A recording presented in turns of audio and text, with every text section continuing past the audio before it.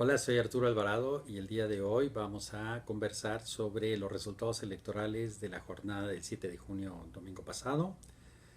Vamos a hablar de algunos resultados generales. En primer lugar, hay que destacar el incremento notorio de la participación electoral en todos los niveles en el país. A contraste de lo que se decía de que pues el descontento, la insatisfacción con las candidaturas, con los partidos, con el proceso electoral mismo y con las condiciones del país, la población, los electores salieron a votar masivamente.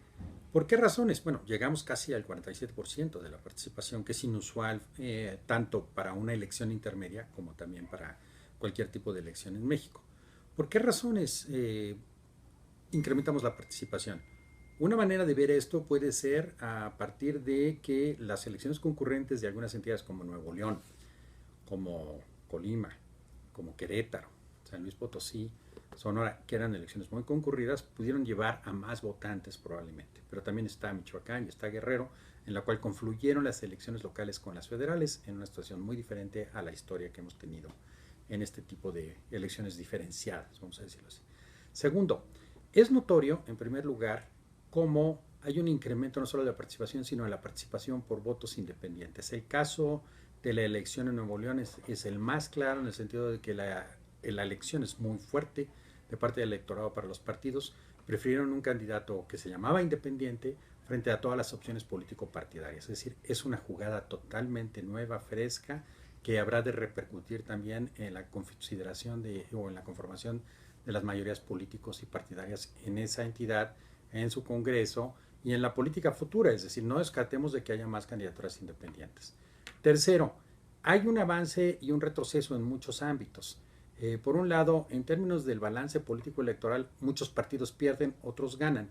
Lo que es notorio e interesante es que casi todas las elecciones donde hay cambio electoral de un partido a otro, el elector claramente manifestó su deseo de la transformación de la política en ese estado, castigando a la elección de los candidatos que no habían funcionado o de los gobernantes de un partido que no habían cumplido o que habían hecho un muy mal desempeño. Finalmente también está el tema de las irregularidades. Aquí hay que destacar dos cosas muy importantes que esperamos que en las próximas semanas se resuelvan bien.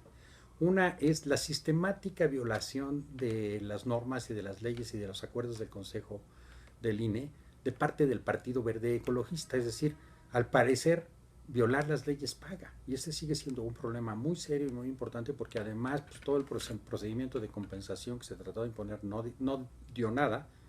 Y por el otro lado, pues el resultado es sorprendentemente favorable para este partido político que aumentó igualmente de manera histórica su elección, o más bien dicho, sus votos en la elección.